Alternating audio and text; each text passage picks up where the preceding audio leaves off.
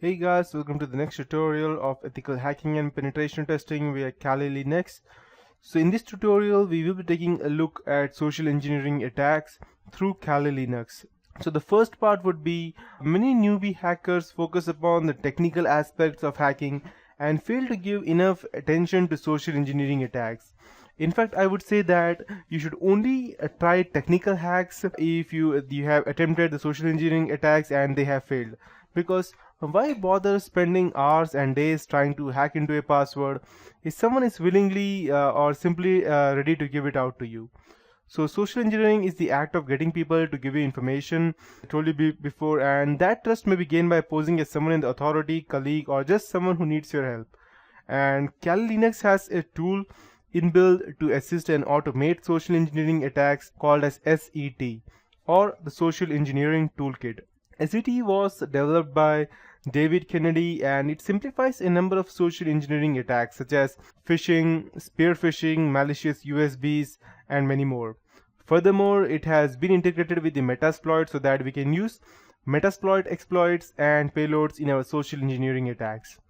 So to start with, we would be first going ahead and clicking our terminal over here, and we will type SE toolkit. You can either do and hit enter, and you can either do this or you can go ahead and select application, Kali Linux, and over here you will find over here somewhere, I don't know where exactly, exploitation tools, social engineering, and SE toolkit. Perfect, it's both are the same, so it doesn't matter exactly. So once you go ahead and start, you will see the social engineering over here, the first. So we would be using the first point over here, so I'll just click 1 and enter. So as you can see, we have a total of 10 different types of attack under social engineering, and inside that also we have multiple attacks. So the first one we will be checking are the spear phishing attack. So I'll just go ahead and select one and I'll hit enter. As you can see that I have 3 different attacks inside that, that is performing a mass email attack and performing a file format payload and creating a social engineering attack. If you're trying to perform mass email attack, make sure that you already have gathered information by using the harvester. I believe I showed you previously about the harvester. I may check if I have taught you that. Yep. And by doing this you will gather information about the harvester. As of now I've stopped it because my net is a bit down. So in this tutorial we will be looking at creating a spear phishing attack, and for those of you who are not familiar with this technology, a spear phishing attack is an email attack with a broad net in an attempt to try to pick up a few random victims. A spear phishing attack is similar, except that when it targets one or few individuals, it will go and target all of them. In other words, it's a targeted social engineering attack, and hence it is called as spear phishing because it's targeted. Now let's go ahead and select the second one, that's file format payload, and I'll show you how we can go ahead and do that. So I'll just go ahead and type 2 and hit enter. As you can see, we have different types of viruses or different types of trojans over here that has already been included. If you want, you can go ahead and set up some custom one, but you need to go ahead and select the previous one so that you can go ahead and create a template for that first. So what we will be selecting over here would be the Microsoft Word RTF P fragment stack buffer overflow. So this will create a Word document that will overflow a buffer and enable to put us a listener of rootkit on the victim's machine. So we'll just press 5 and I'll hit enter. So what this would do is that the default is the PDF with the embedded exe, and we are not going to use the PDF because normally Google scans all the PDF, that's why. So we'll be using the Microsoft Word RTFP fragment. So just hit 5 and enter. And here we have different types of payloads that we want to use. Note that we have decided what type of file we want to use in our attack. Our next step is to decide what type of listener or rootkit or payload that we want to use. We would be leaving these on the listener victim's machine so that we can listen to it later. This may look familiar to you if you have used Metasploit or Metasploit payloads. So let's be ambitious and try to get the victim's Metasploit interpreter on the victim's machine. If we are successful, we will completely own that system. So I'll just go ahead and minimize this, and I'll also open my Windows 7 over here side by side. I'll just go ahead and log in into that. So I'll just go ahead and open my Cal Linux right now. So if you want to trick the victim into opening this file, you should name it something that will sound enhancing or enticing or familiar to the victim. So let's go ahead and start. Let's use the Windows interpreter, or let's see, I will go ahead and use the reverse TCP shell to go ahead and send back the attacker so that you will get a command prompt. So I'll just go ahead and type 1 and I'll hit enter. Let's check. Okay, perfect. And we need to go ahead and set the IP address for the listener. So we would be using my IP address. I'll type ifconfig, and this would be my IP address, that is 192.168.236.130. I'll just copy and I'll paste it over here and I'll hit enter. Now we need to go ahead and use a port to connect back to. Normally we use 443 because that's the default one. If you want, you can supply your own. So I would be supplying my own. So I'll just use, let's say, 2960 and I'll hit enter. So it will go ahead and create a file format for us over here. I'll close this one. Just we need to wait till it's created.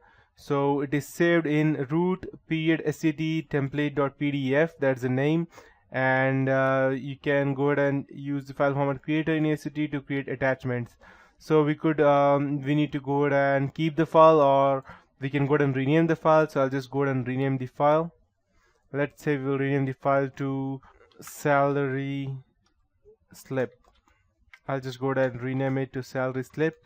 So if I send this to the person, he will surely go ahead and click, because let's assume that the person is working over here, and just for the sake of it, I'll just go ahead and hit enter.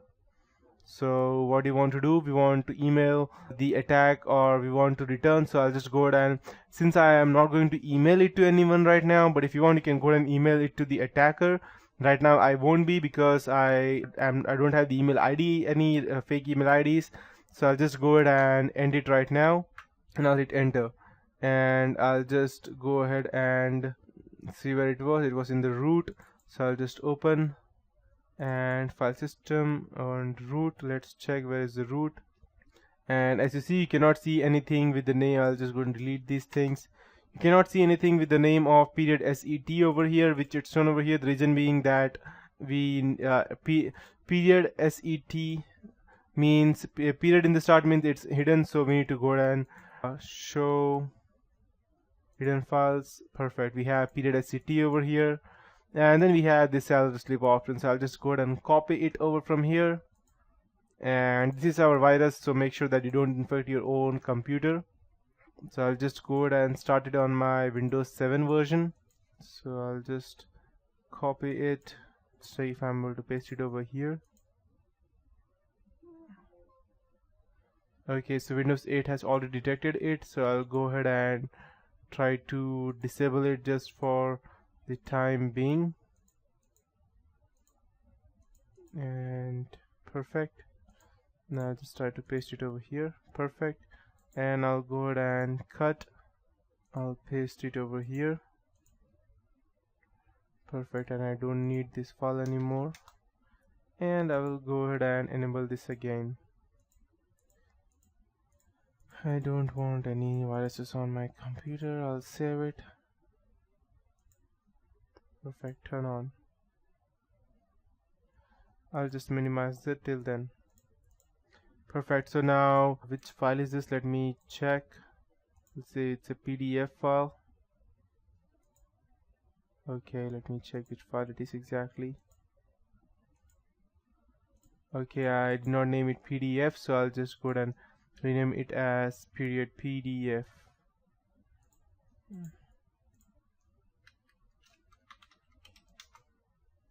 Perfect. And I believe I don't have the Adobe Reader installed. So what would happen is that in case I had Adobe Reader installed over here, I could have easily gone ahead and run this file. And once I went ahead and ran this file, I would straight away go ahead and get a connection back over here, and I would be able to run it. So this is how we can go ahead and gather information. If you're not yet understood what exactly it is that we can go ahead and we want to trick the victim into opening this file, we should name it something that will sound familiar to the victim. And now this will depending upon the victim. And so since I told you that I named the salary slip, so we will be impersonating the boss of our employee. And what we will be doing is that we will normally go ahead and send this through email, because the person who is over there, normally it is sent via email and not through WhatsApp or Facebook or something. So SCT then will go ahead and create this file, and I'll name it something as dear XYZ, please find the attached salary slip for your incoming for your last month, and I'll name it something like that. Of course your email will differ depending upon whom you're trying to send it, but try to make it sound enticing and legitimate, or they are not likely to open the attached malicious file and our attack will fail. So this is just an example as to how we can go ahead and do that. And that would be it for this tutorial, and in the later tutorial I'll be teaching you how we can go ahead and actually, once the person runs this file, how we can actually go ahead and gather much detailed information about that. So that would be it for this tutorial. Let's take a look at next tutorial.